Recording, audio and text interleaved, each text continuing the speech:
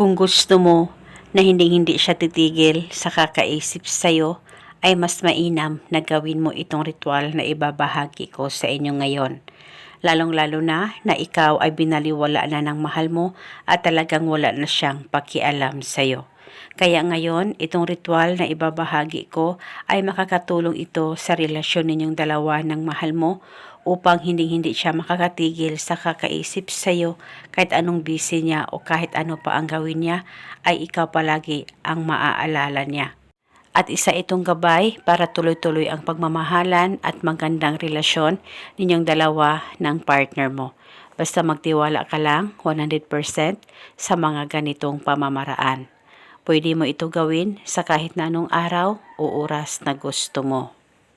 Ang gagawin mo lamang, kumuha ka ng bote, plastic na bote ng mineral o bote ng soft drinks ay pwedeng gamitin.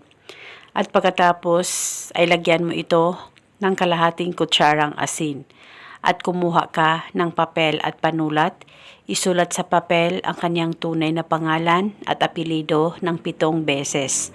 Dapat alam mo ang tunay na pangalan ng target nang sa ganon mapadali po ang talab nito. At pagkatapos mo na itong masulat ay i-roll ang papel at ilagay ito sa loob ng bote na may asin.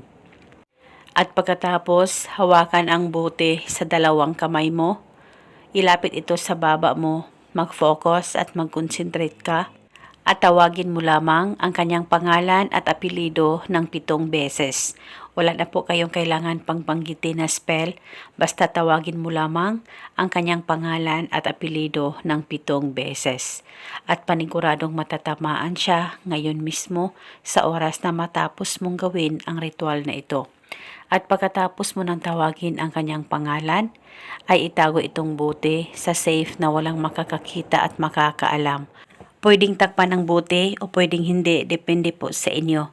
Pwede ito itago dyan sa damitan mo at kinabukasan ulitin mo ang paggawa nitong ritual, kunin mo lamang ang bote at tawagin ang kanyang pangalan at apelido ng 7 beses. Gawin itong ritual hanggang kailan mo gusto at paniguradong hindi siya titigil sa kakaisip sa'yo. At eto muna sa ngayon, pagkatapos mong mapanood ang video na ito, mag-comment ka lang sa ibaba, I claim it. Maraming salamat po sa panonood. May God bless us all.